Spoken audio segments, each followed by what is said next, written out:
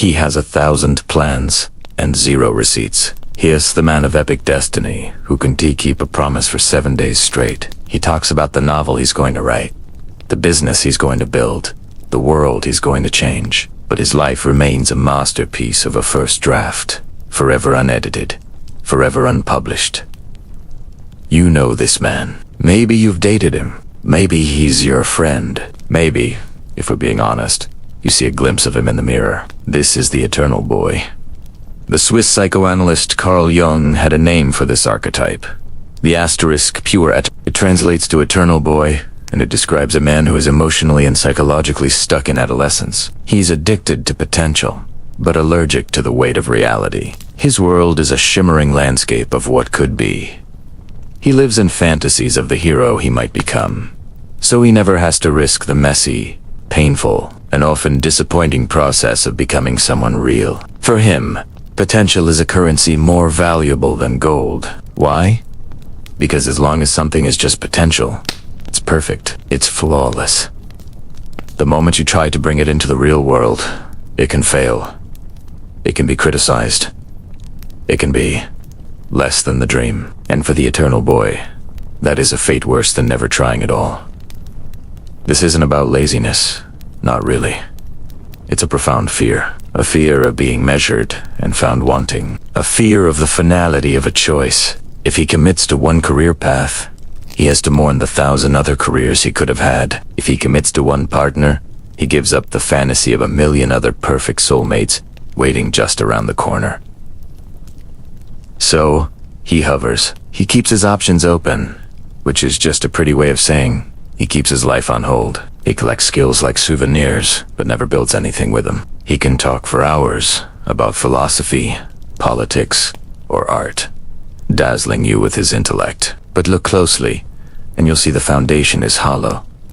His knowledge is wide but shallow. It's designed to impress, not to build. Approval becomes his substitute for achievement.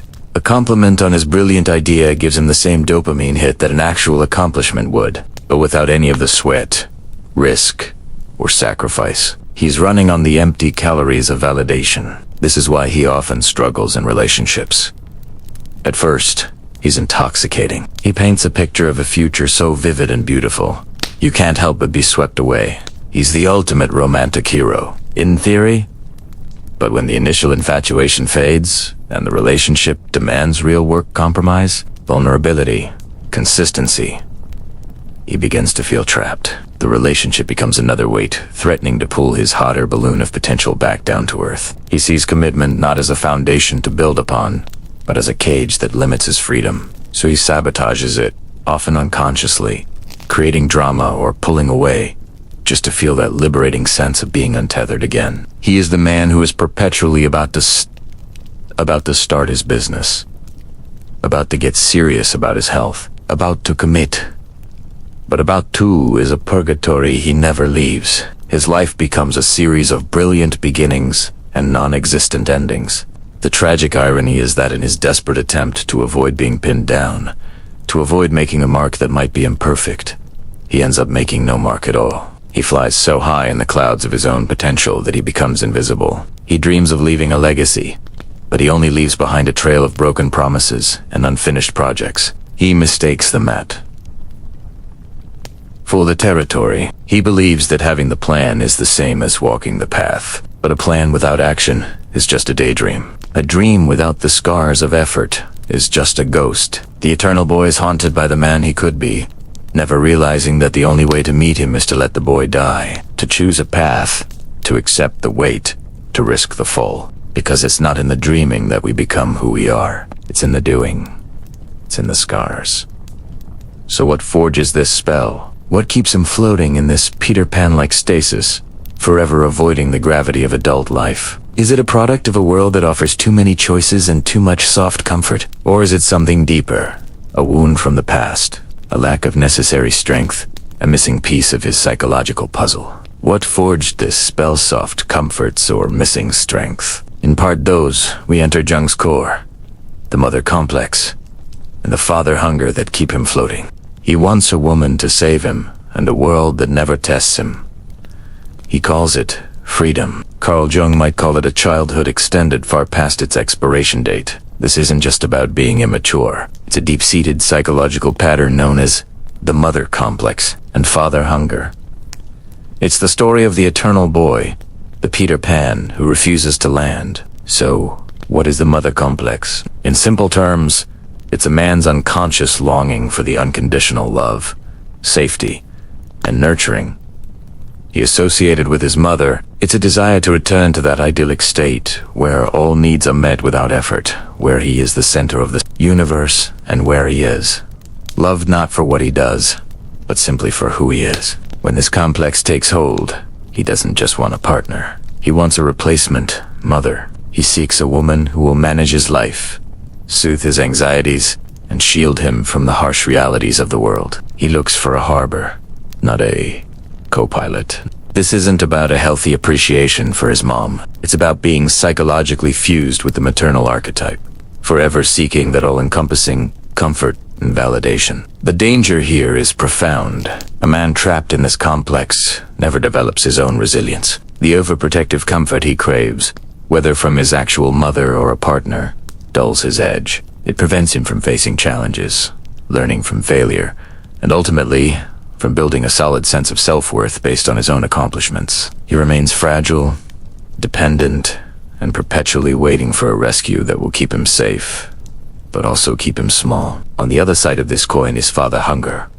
This is the yearning for a strong, present, and affirming paternal figure. The father represents the bridge to the outside world. He's the one who is supposed to introduce rules, structure, and challenges. He models authority, discipline, and the courage to face the unknown. When a father is physically or emotionally absent, overly critical, or weak, a void is created. This father hunger leaves the boy without a guide. Without that firm but fair authority, he struggles to internalize his own discipline. He either rebels against all forms of authority without a clear purpose, or he shrinks from any situation that requires him to step up and take charge. He fears the demanding gaze of a mentor or a boss, because it mirrors the paternal judgment he never learned how to navigate. He avoids accountability and runs from responsibility because he was never taught how to stand firm under pressure. This creates a man who is adrift. He has the rebellious spirit of a teenager, but lacks the direction and conviction of a man. He confuses aimlessness with freedom, unable to commit to a path because he has no internal compass, no map handed down from a father figure to guide him through the wilderness of adult life. So you have this push and pull. He's pulled toward the maternal embrace that promises safety without demands, and he's pushed away from the paternal world that requires him to prove his worth. In relationships, this dynamic is a recipe for disaster. He projects the mother role onto his partner, expecting her to be his emotional caretaker, his financial manager, and his #1 fan, all while providing very little in return. He drains her energy because he's not looking for a partnership of equals. He's looking for a service provider for his emotional needs. He will often use charm and vulnerability to draw her in, making her feel needed and special. She feels like she can fix him or save him, but she soon realizes she is parenting a grown man who resents her at the moment she makes a demand or sets a boundary, the very things a healthy father figure would have taught him to respect. He wants the comfort of the mother, but he bristles at any hint of the father's authority, even when it comes from the same person. He is caught in a psychological trap of his own making, chasing rescuers in love, and actively avoiding mentors in life. He wants the prize without the fight, the destination without the journey. But how does he survive adulthood without actually growing up? Part 3 will expose the tactics he uses to maintain this state of suspended animation, the charm, the ambiguity, and the strategic disappearing acts that keep him weightless and unburdened by the gravity of real life. Have you ever met someone who is absolutely brilliant at beginnings? They sweep in with this incredible energy, full of promises and grand visions. They're charming, witty, and make you feel like you're the only person in the world. The connection feels electric, almost destined. But then, when it's time to pay the bill, not just literally, but metaphorically, when reality asks for a receipt, they vanish. Suddenly, texts go unanswered. Plans become vague, and I'll get back to you turns into an indefinite maybe later. This isn't just about being flaky. It's a masterful, albeit subconscious, strategy. This is the flight from limits, and its primary tools are charm, ambiguity, and the disappearing act. The person who lives this way has weaponized charisma. Their charm isn't just a personality trait, it's a shield. It draws you in, makes you feel special, but it also keeps you at a perfect distance. Just far enough that real commitment, real responsibility, can never quite take hold. They create a performance of intimacy without the substance of it. Think about it. They promise the world, but the promises are like beautiful soap, bubbles shimmering, captivating. But they pop the moment you try to grasp them. Their language is a masterclass in vagueness. We should totally do that sometime. I'm thinking about it.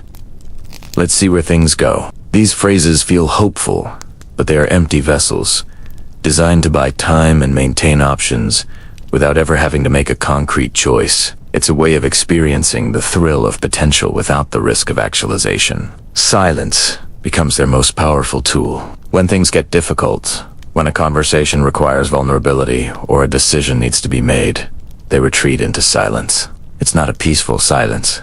It's a manipulative one. It leaves you questioning yourself, wondering what you did wrong, filling in the blanks with your own anxieties. While you're busy decoding their absence, they have already escaped. They've slipped out the back door, leaving you to deal with the emotional fallout. This person confuses escape with sovereignty. They genuinely believe that by avoiding obligations, they are exercising their freedom. In their mind, dodging a difficult conversation or backing out of a commitment is an act of personal power. They see themselves as a free spirit, unbound by the mundane rules that tie everyone else down. But what they call sovereignty is just fear in a very convincing costume. It's the fear of being pinned down, the fear of being judged, the fear of failing, and most profoundly, the fear of being seen for who they really are, flaws and all. To them, boundaries feel like cages. A simple request for clarity, a question about the future, or an expectation of follow-through feels like an attack on their very essence. Why? Because they have never built healthy boundaries for themselves. Their sense of self is so diffuse, so unformed, that any external structure feels like an imprisonment. They live in a world of pure potential, a sky full of clouds, and they mistake this formlessness for freedom. But a life without structure isn't freedom.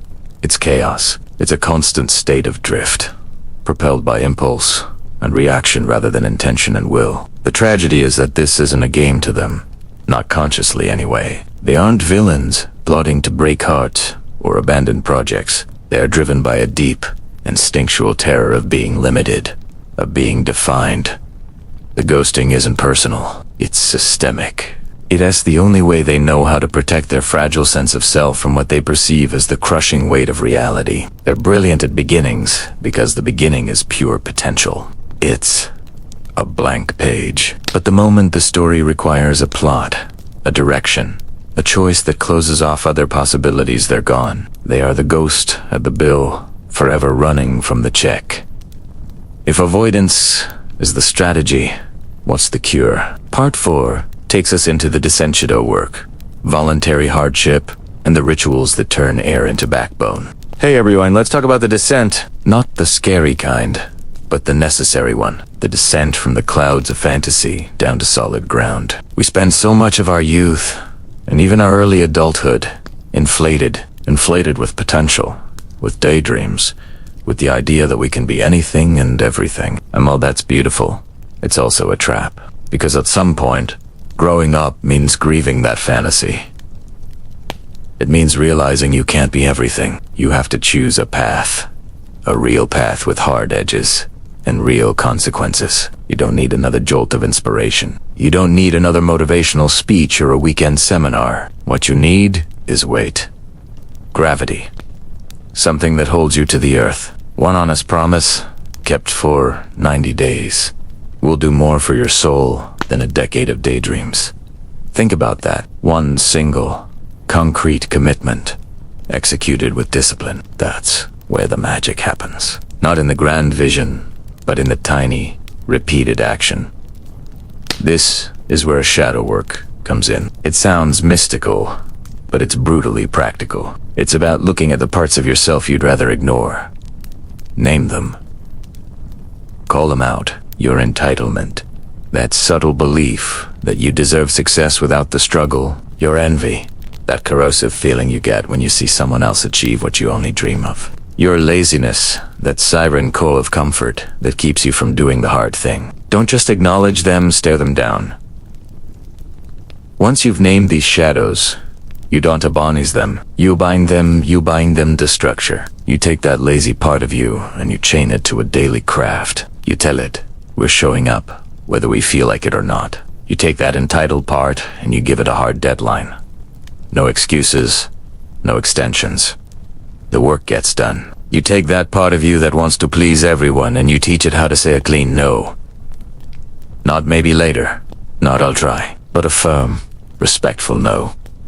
This is about building a container for your energy. And then there are the vows, not the kind you announce to the world for applause, but the ones you keep in silence, the promises you make to yourself in the dark. Maybe it's a commitment to your health, a financial goal, or mastering a skill. These silent vows are sacred. They are the bedrock of self-trust. Every time you keep a promise to yourself, you are casting a vote for the person you want to become. You're building an internal fortress, brick by brick.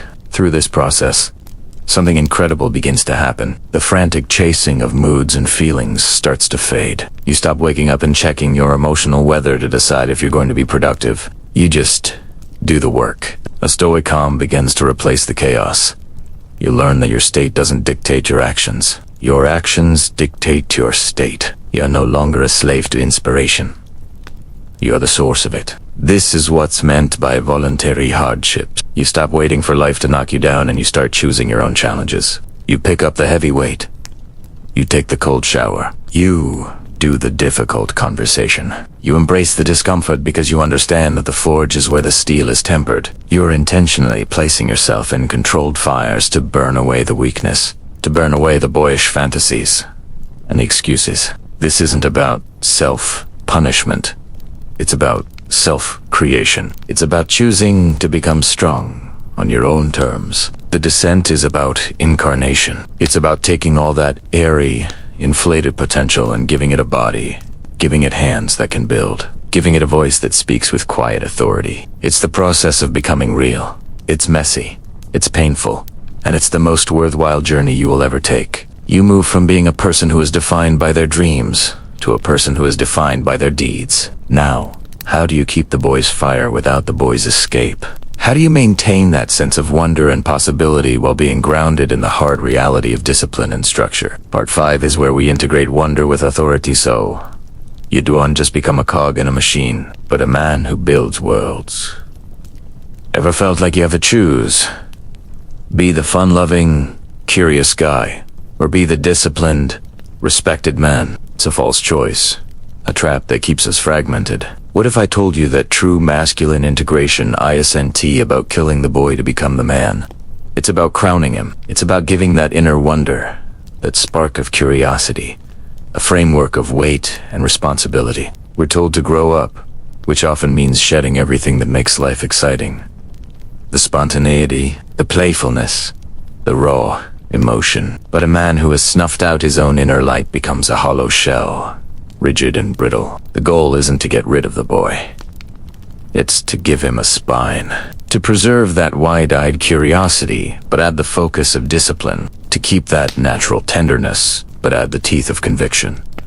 Think about it. The boy within is your engine of creativity and joy. He's the one who dreams, who explores, who connects. The integrated man is the chassis, the steering, the brakes. He provides direction, structure, and the ability to navigate the world effectively. You don't discard the engine. You build a powerful vehicle around it. This is the essence of adding weight to your wonder. So, how does this look in practice? It means your curiosity is no longer scattered. Instead of chasing every fleeting interest, you channel that energy into mastering a craft. You don't just feel things. You learn to understand your emotions and express them with intention, not just react to them. Your tenderness isn't a weakness. It's a source of strength, protected by firm boundaries. You can be kind and empathetic without being a doormat. This integration creates a powerful presence. You appear calm, but your actions are exact. You're not moved by the shifting winds of public opinion or the desperate need for applause. Your moves are decided by an internal code, a set of principles you've forged in the fire of self. This is what it means to have gravity. When you speak, people listen not because you're loud, but because your words carry the weight of your convictions.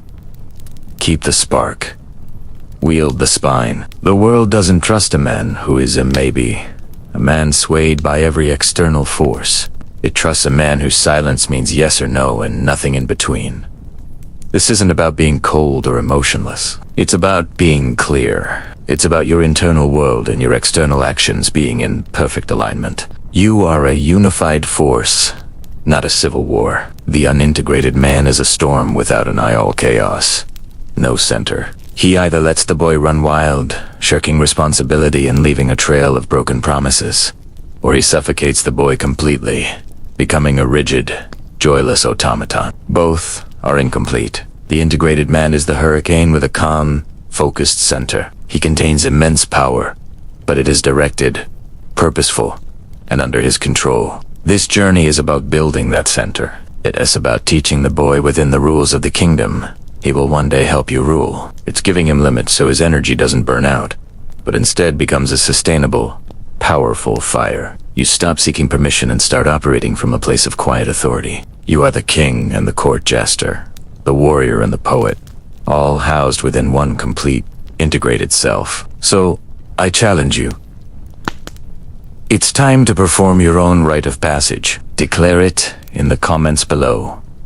What is one boyish habit of avoidance or distraction you will bury this week? And more importantly, what is one boundary you will enforce to protect your energy and your purpose? This is where the real work begins. If you're ready to continue this journey, go back and rewatch parts 1 through 4 to fully map your descent into self-discovery. And make sure you subscribe, because our next deep dive is on a crucial piece of this puzzle: boundaries that attract respect. Thank you for watching.